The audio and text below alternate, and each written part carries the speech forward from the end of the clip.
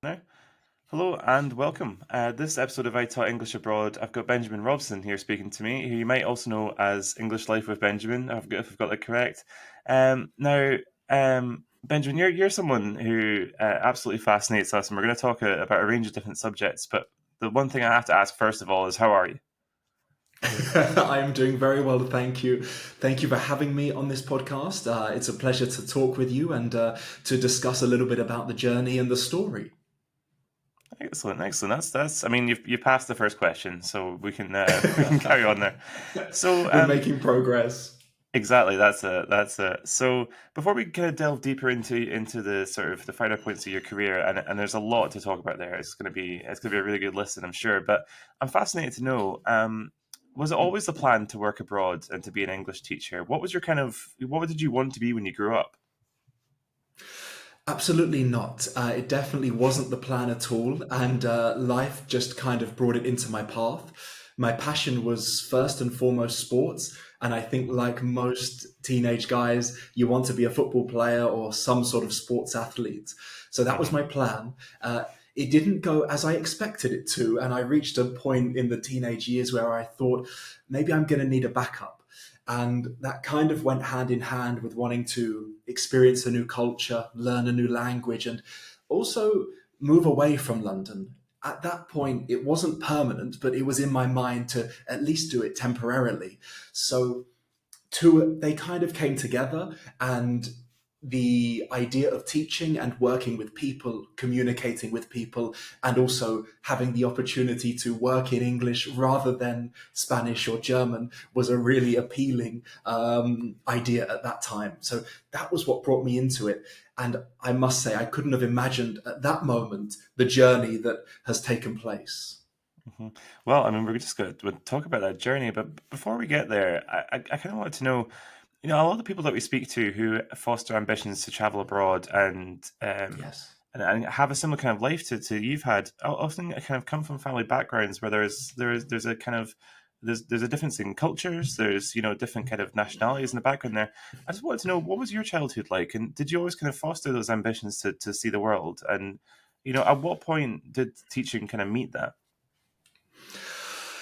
Definitely not. It wasn't. That wasn't fostered from an early age. I mean, my upbringing was very normal, and I would say very good and very positive. A good education and the opportunity to do whatever I wanted in London.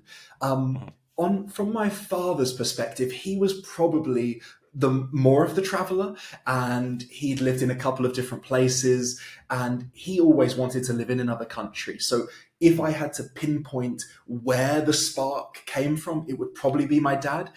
But even if you asked him, I don't think he would have imagined that that would have taken me so far away and permanently away, so to speak. Mhm.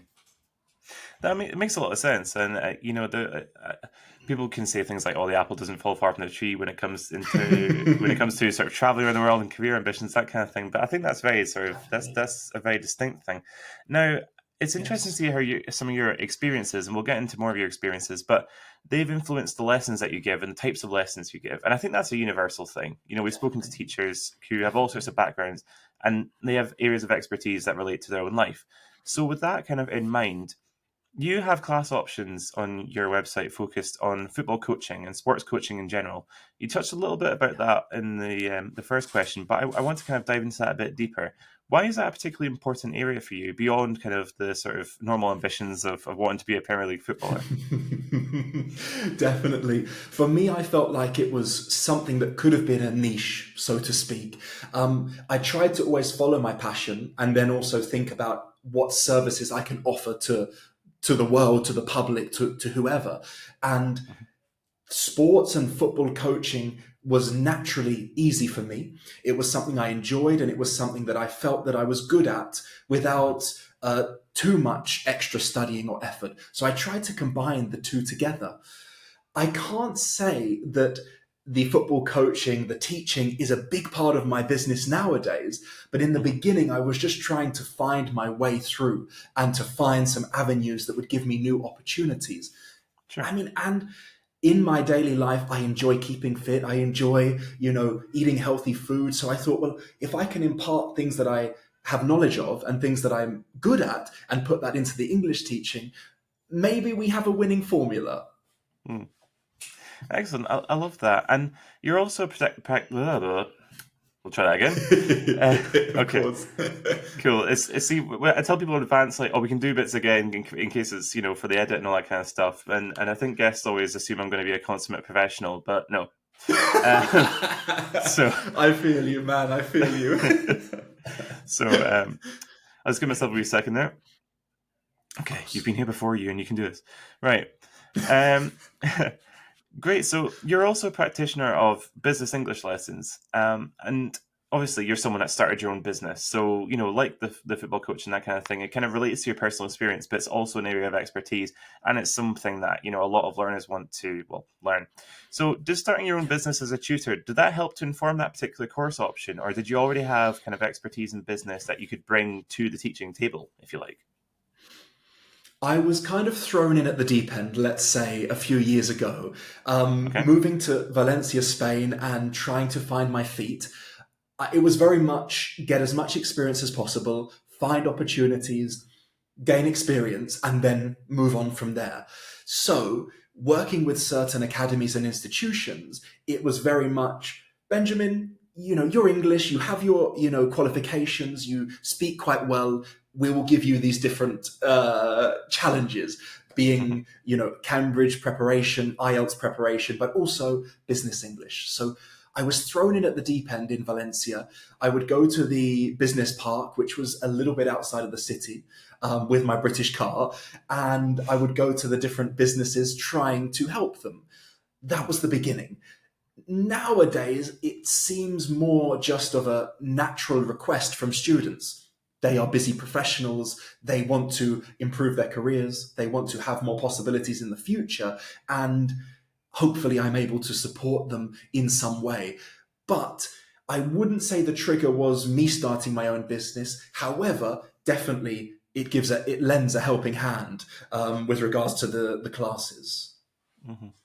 Absolutely. And we've talked about business English in the podcast before, but I still think it can Mhm. feel like a bit of a vague term to the people who don't really know much about it. And I do sort of include Yes. myself in that because I understand what it might be like, but equally, I mean, beyond kind of teaching the English for like suitcase versus briefcase, or the English word for negotiation, like what kind of things get covered in business English? Because it sounds like there's a lot more to it than it sounds like on first kind of impression. Is that fair to say?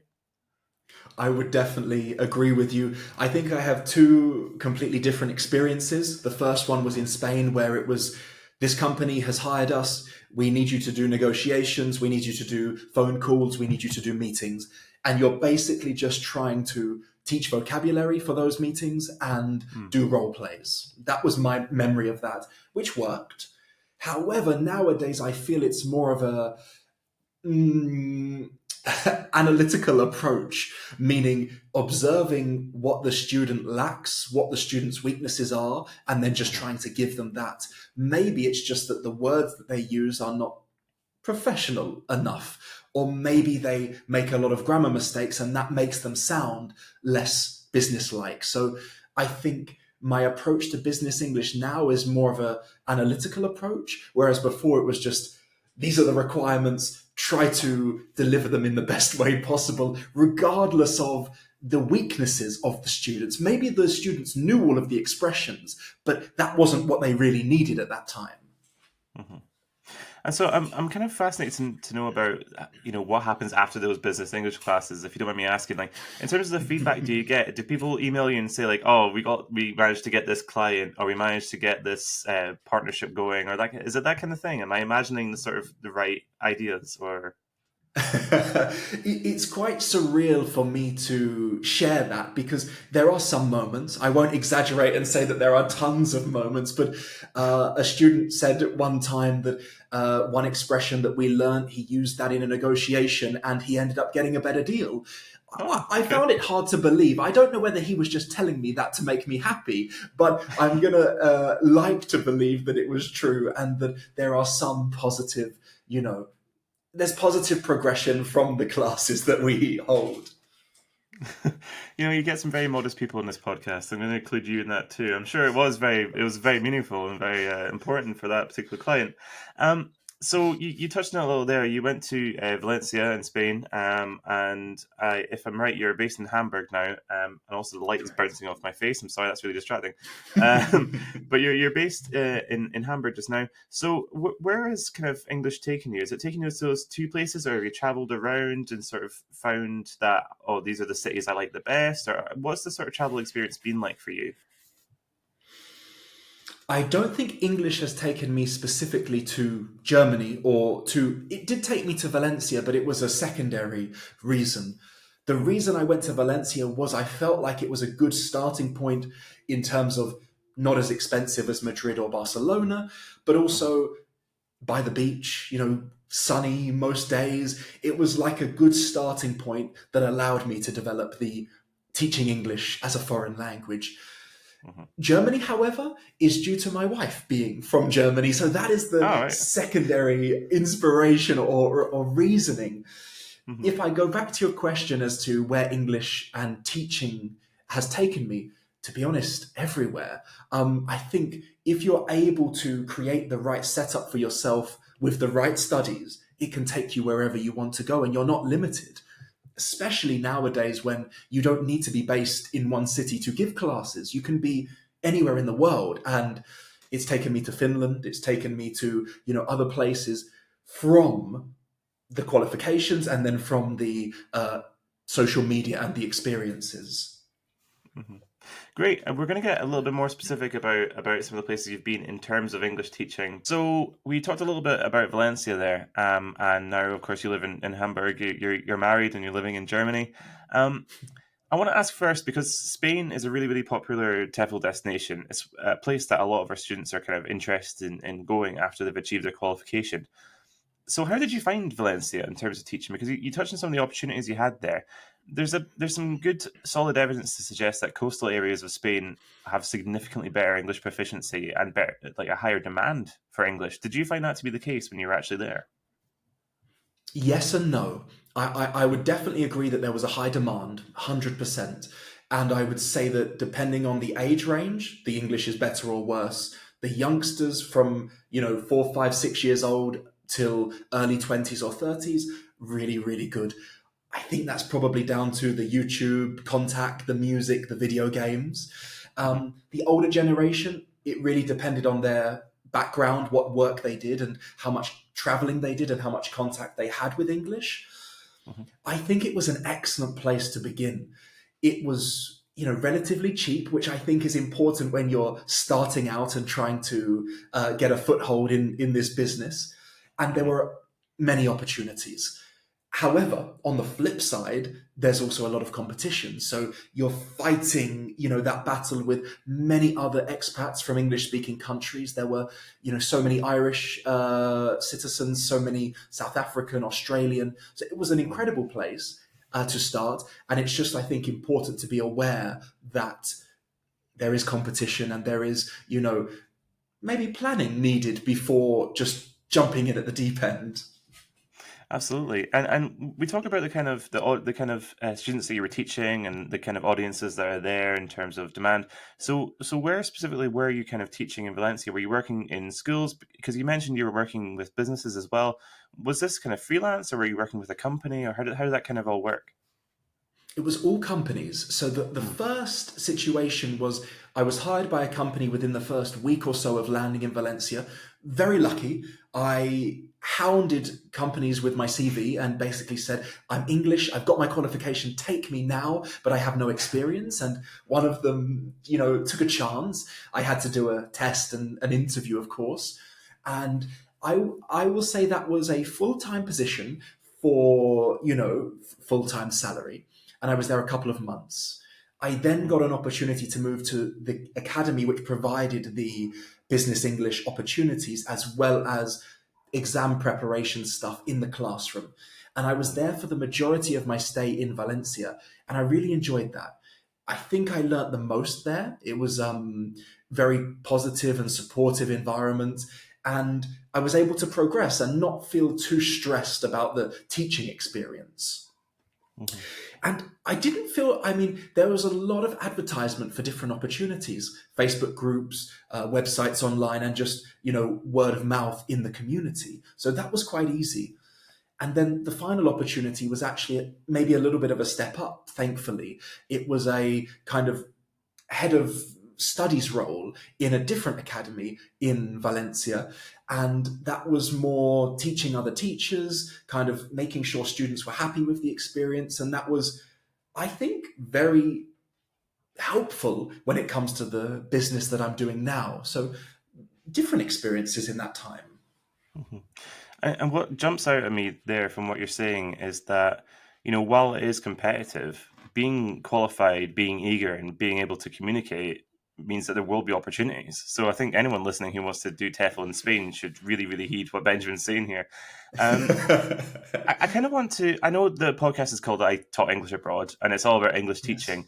But as someone who had Yes. to move and became, a permanent resident in two different countries, obviously you've had to learn Spanish and German, and obviously, your wife's German as well. So I can imagine that would be a little bit rude if you didn't know some German. I'm not going to pry, um, but Definitely. um, did how much impact did learning Spanish and German have on what you do as an English teacher? I mean, if not necessarily just from an academic perspective, did it give you any sort of kind of, I don't know, almost kind of emotional kind of you know uh, abilities in terms of able to be empathetic with learners and that kind of thing?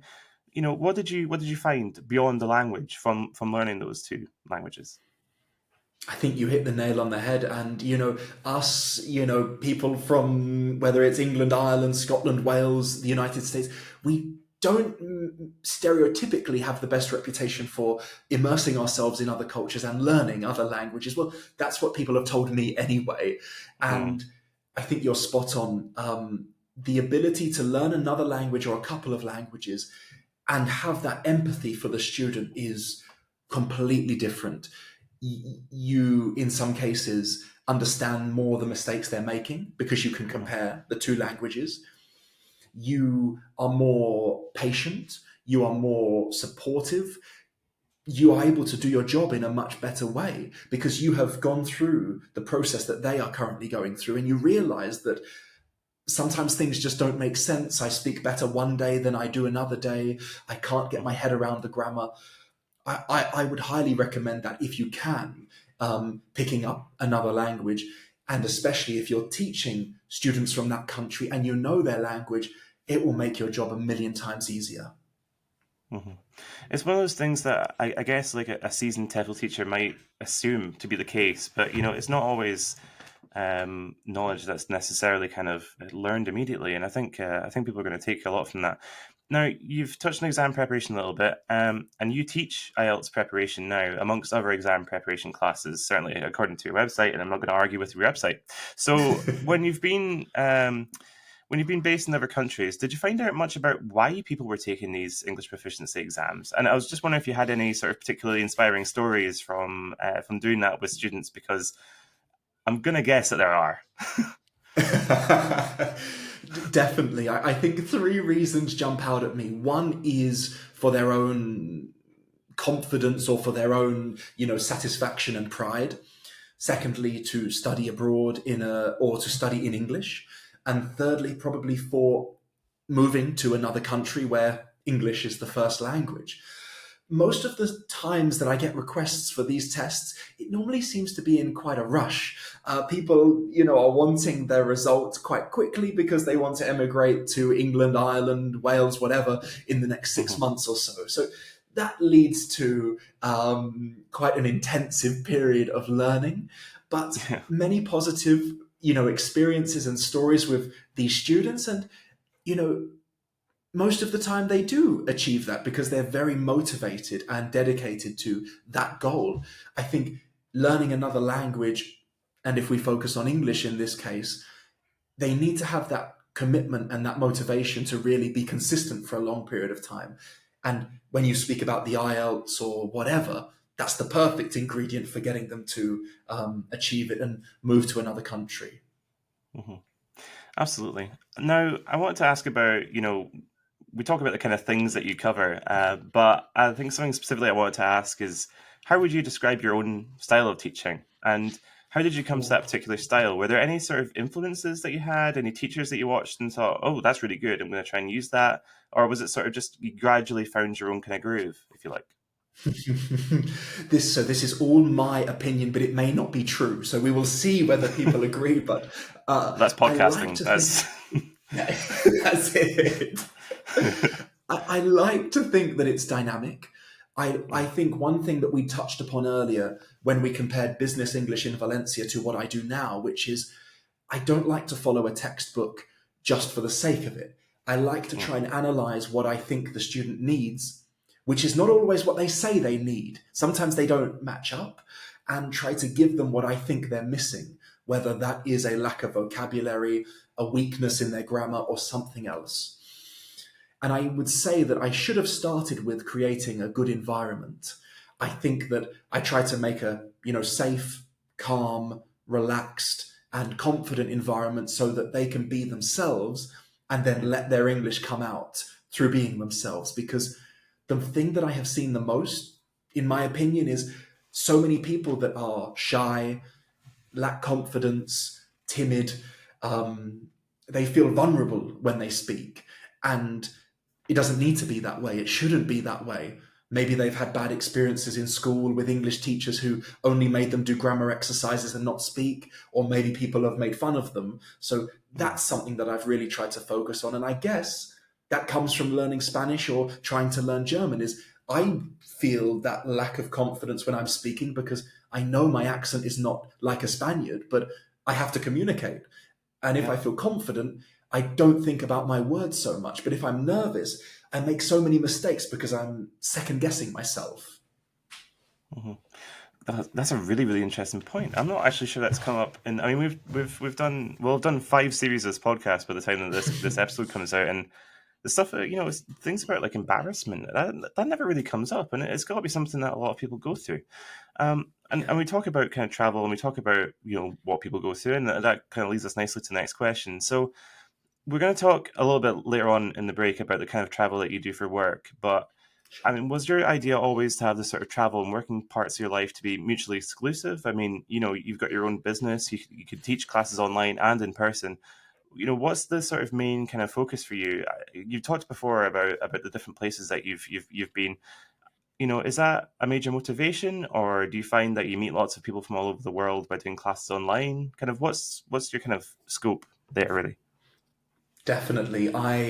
We have had the privilege of meeting many students who I teach in the countries that I have visited, Poland, Spain, the UAE, the UK, to name a few. hmm I consider myself to be quite positive naturally, and that was kind of, built in me from my upbringing and from my life.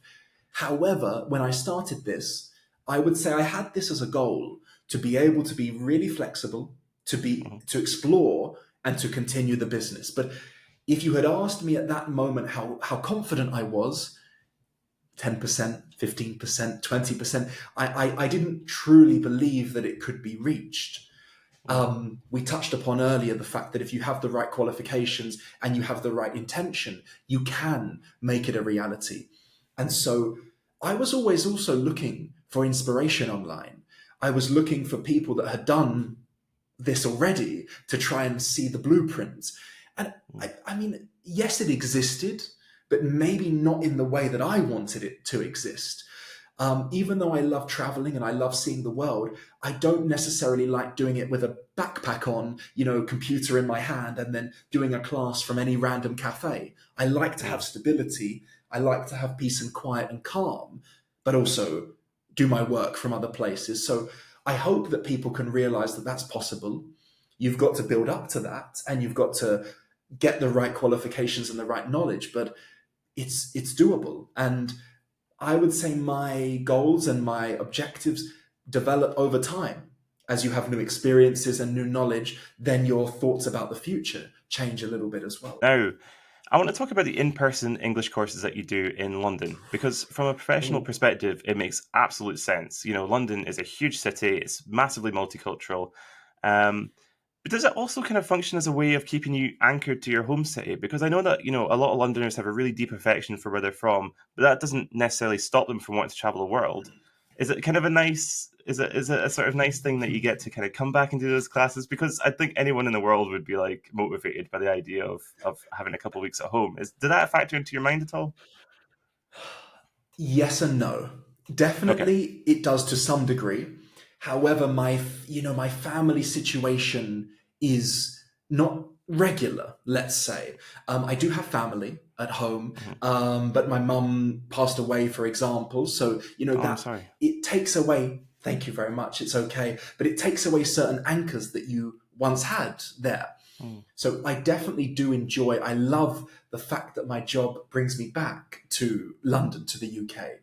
But mm, it's also, it's quite a. I use it as a selling point. I'm from London. I can show you the city. It's a really nice business move, and it's also an opportunity to see people face to face and to mhm, get away from the computer for a period of time.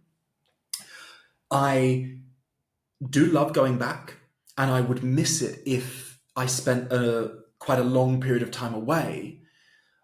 But whenever I do go back, I don't recognize it as home.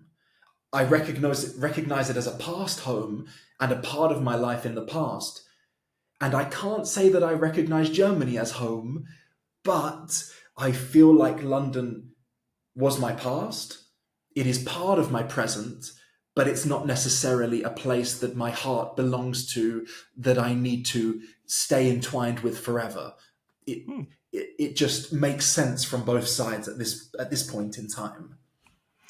Absolutely, yeah, that's a really, really interesting perspective. And I've got to guess, from a teaching perspective, again, you kind of touched on it there, but I'm imagining that demand's got to be extremely high, given the population of London. Given how many people want to move to London, how it's just one of these cities where you can set up the rest of your life if you want to. So Yes. what's it like, kind of coming back and teaching? What are the lessons like? I'm going to guess that is a really enthusiastic group of people that you're teaching. Most definitely, and they are from every different country in the world, which makes it, Mm, incredible. And no one normally speaks the same language, which means they are forced to speak in English. Try to keep it as dynamic as possible.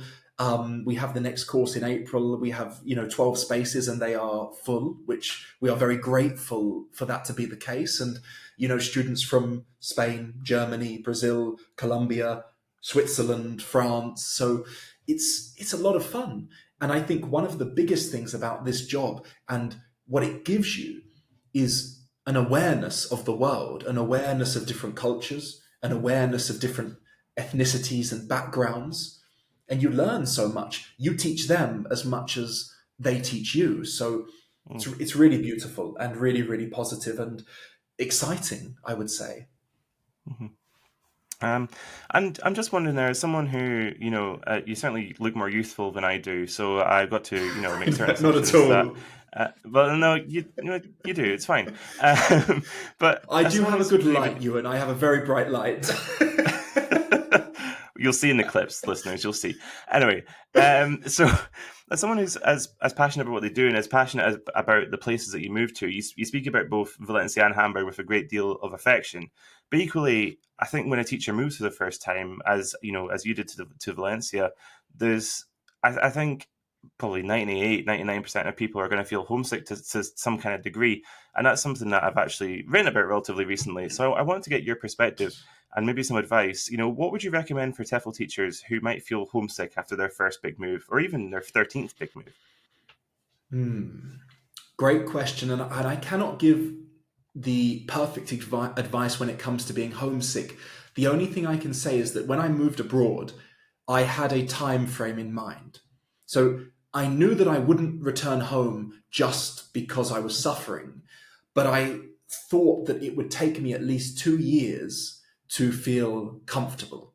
So I imagined that that beginning period of time was going to be complicated. I might not have great friends. I might not speak the language well. Everything will be strange. The food will be strange. My family will be far. Mm, But I was confident in the reasons as to why I moved. And so I must stick it out for that period of time. I remember my father was in Mexico at the time. He lived there at that moment. And I have two sisters who are, half English, half Mexican.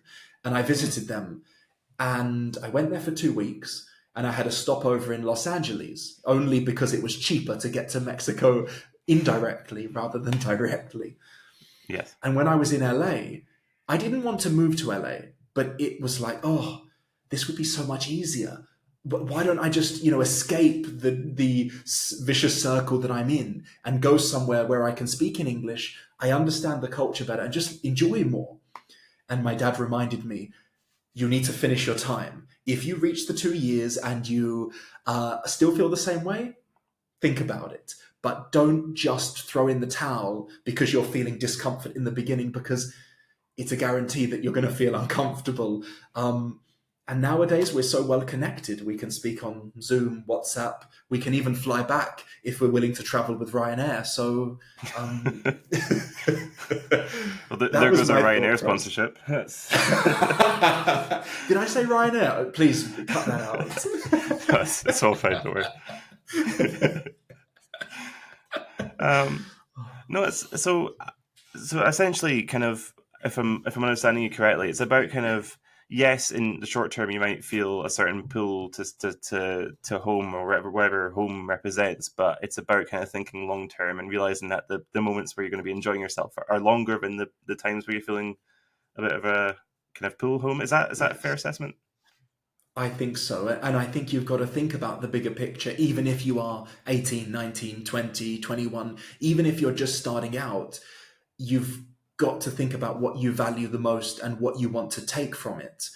Of course, everyone values their family and everyone values their friends. But if that's so important to you, and that's the number one priority, you might not have taken that leap of faith and moved to Spain or moved to another country. So I think it's always important to keep those in mind and remember, I love my family, I love my friends, I love my hometown, but I can also see such benefit from continuing on this journey. Hmm. And talking of journey, again, you're giving me amazing segues here. Thank you. It's going to be really easy to edit. Both Hamburg, where you're based now, and Valencia, where you were based before, in different ways, and obviously they're very, very distinct cities, but they're both major cities, major metropolitan areas with a multicultural, international feel. Did you sort of make a conscious choice to live in places that were never really busy and full of different cultures, and maybe had parallels with the experience that you had growing up, or was it again kind of circumstance and different factors at play? I would say probably the latter. It was more different circumstances in play that brought me there. With regard to Valencia, felt like a sensible option. With Hamburg, it was more of a, my wife being from Germany, it made Mm-hmm. sense to move here. I do love the peace and quiet. I love the nature. I love going outside and seeing the water, for example. Yeah. However, if I think about the day to day, I enjoy, experiences with other people. I enjoy being able to do different activities or go to the cinema. So those cities give you certain opportunities that if you're slightly more disconnected, you might lack that. And also, I guess there's a sense of not being as lonely. I don't suffer from that at all now, but when I moved, of course I felt lonely. And if I'm in a bit of a busier place, I have the opportunity to try and solve that problem rather than being a bit more isolated. Hmm. That's a really, really great take. Now, it'd be remiss of me not to mention your social media following, because it's massive. It's huge, and if I put a direct number to it, I know it will have increased by the time this goes out, and I'll look like a bit of an idiot. So we won't do numbers, but can you tell us what it was like building that up, because that has to have been a mixture of kind of hard work and taking opportunities at the correct times. Is that right?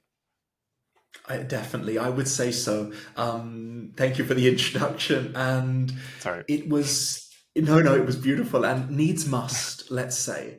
Mhm. Needs must in terms of starting the social media. And also, I must say that I did not do it on my own at all.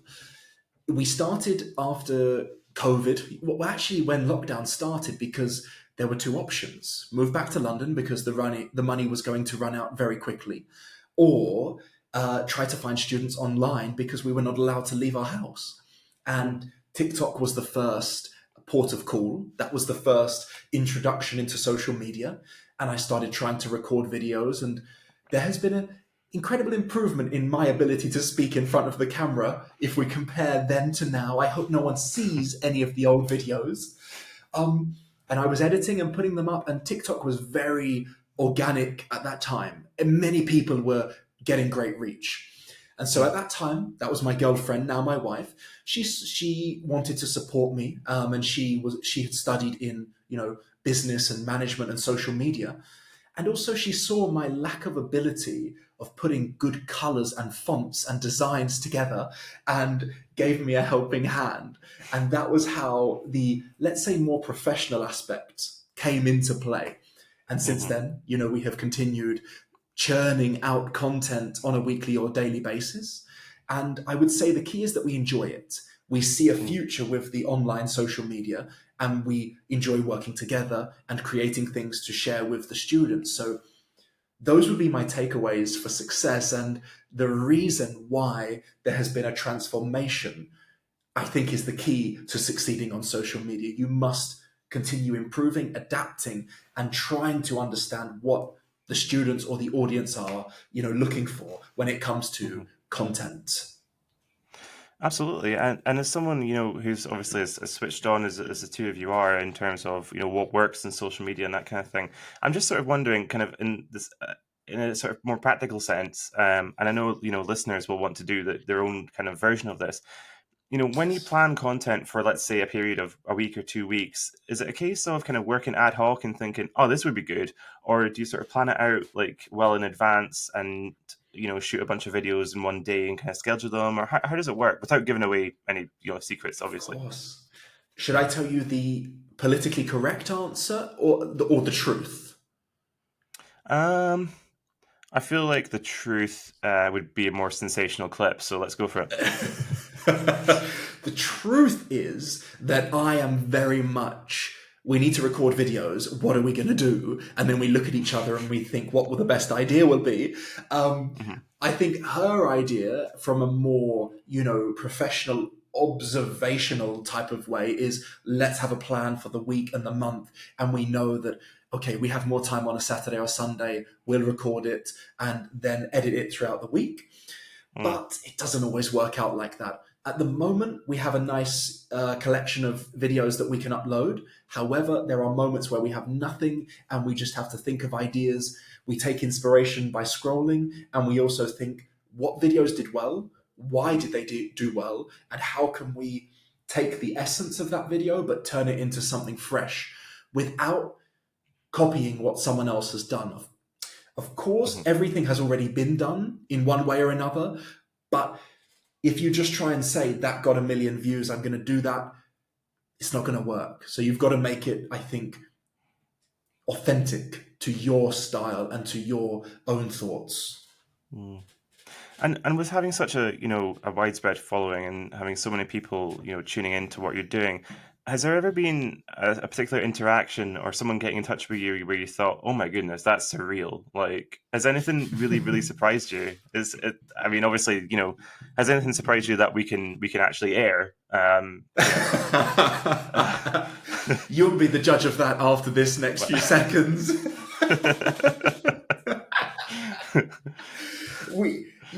Everything's positive. I mean, and I Mhm, think I deal with it quite well because it's not personal. It's just you put yourself out there and you get so much in return.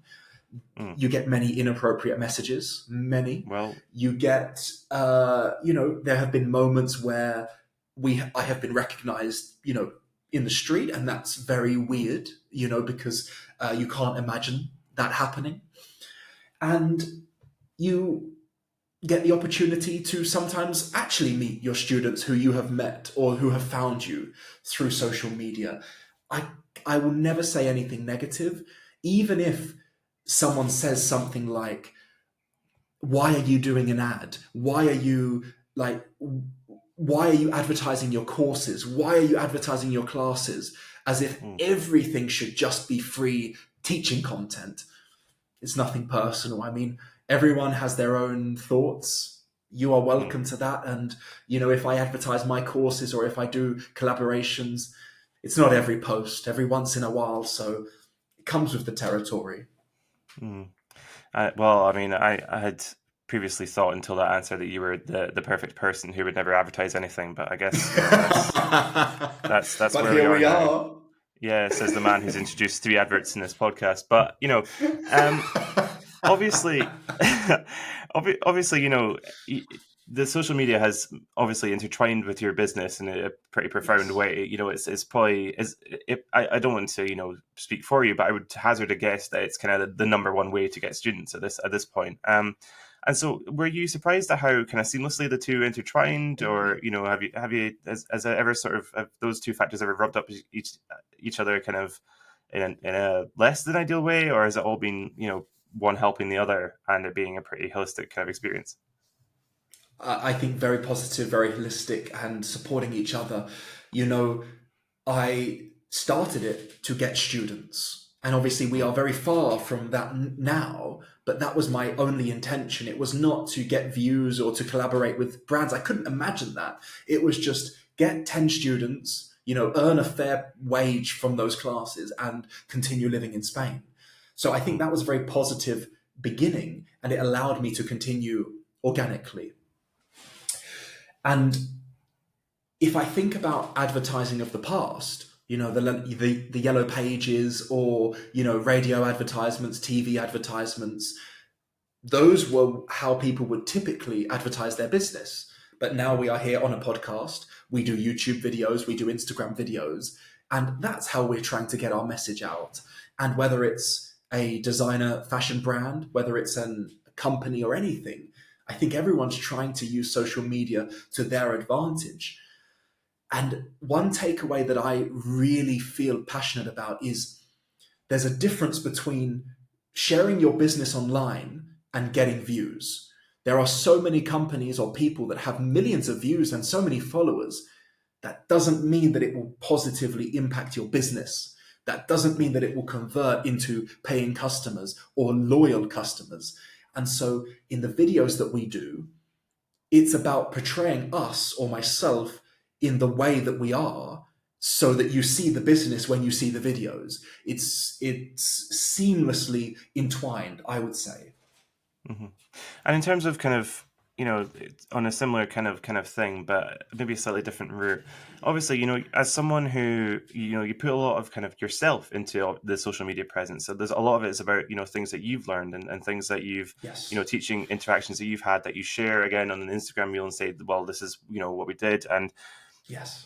but when it comes to kind of that social media, when you're putting so much of yourself into the kind of the business page and what your teacher page, does do you ever feel like you have to be sort of constantly kind of switched on in a sort of like teacher business mode, or do you feel like you're able to have this sort of dissonance between okay, work social media and personal social media, and they're two very different things? I mean, is that ever a factor for you? I do feel like I have to be very switched on, and so does my Hmm. wife because we work on it together. Obviously, the difference is she's not, her face is not on there, so that is a difference. I don't have really any personal social media. I think I only use social media for business. For me, it is a tool. Hmm. But I would say that what you see is quite fairly representative of me. So I don't Hmm. need to necessarily turn a switch and be someone else. Of course, I need to speak slightly clearer and to be careful with certain opinions that I give, of course, but generally speaking, it's a fair representation. So it's also something I guess you learn to live with. You take the good with the bad. Yes, the downsides are that you're constantly on social media and you never get to switch off. You've always got to be uploading. However, it gives you the life that you want to live. You can't complain about something that allows you to live abroad and travel and meet people from all over the world. I guess it's the mindset that you have. I've heard many people complain, "Oh, I need a social media detox. I need to disconnect. It's too much." Fine, fair enough. But you chose that life. You chose to make a business based upon your following, and then you say, "Oh, I'm going to switch off when I feel like it." I don't think it's not as easy as that. Hmm. That's a really powerful kind of idea actually, and kind of talking about how you use social media and how you used your teaching and sort of combine them into, as you described it, the life you want to live. That's something you've done immensely successfully. So therefore, we have to spread the wealth a little bit. What advice would you give to teachers who want to become self-employed, who want to have the kind of life teaching abroad that you've had? What would be your kind of main, just sort of nuggets of advice, if you like? I would say the first thing is to have some sort of stability. You don't want to be worried about where your next paycheck is going to come from in an extreme way. And that means that you need to have a base of students or connections. That would be my first piece of advice. From there, you can grow and you can develop and you can think about what you want to specialize in. I think that I probably specialize in fluency, whatever that means, but that's my speciality, and I focus more on advanced students who want to master the language. But that wasn't the case in the beginning. It was, take whatever you can so that you grow, that you develop, so that you learn, and so that you have that confidence and that stability or that support.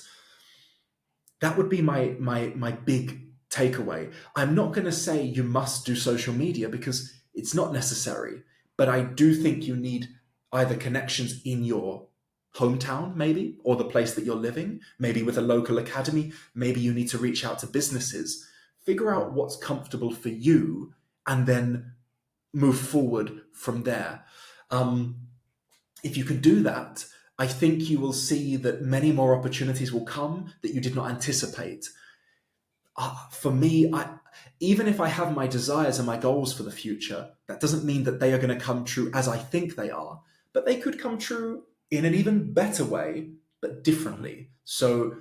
But for me, none of that can happen without the stability and the confidence of having some students and having some work, basically. I love that. That's a great answer. And just to kind of round things off, it's been a really, really good conversation, and I'm very, very grateful you took the time to speak to us today. So, finally, I'm going to give you an opportunity to the maybe handful of people that don't know where to find you. Where can people find you if they ever want to take a fluency course or just sort of follow what you're doing on social media? Where should we be directing people?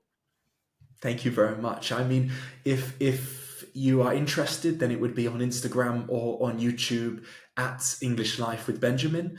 And you can also find our Telegram channel, Threads channel. The link is in the Instagram bio. So, I look forward to hearing from any of you if you have any questions or any support. Thank you very much. We've got quite a rambunctious listenership, so I would expect a message or two. But they're very, very polite. Don't get me wrong, Benjamin. It's been an absolute pleasure. Sorry. Sorry.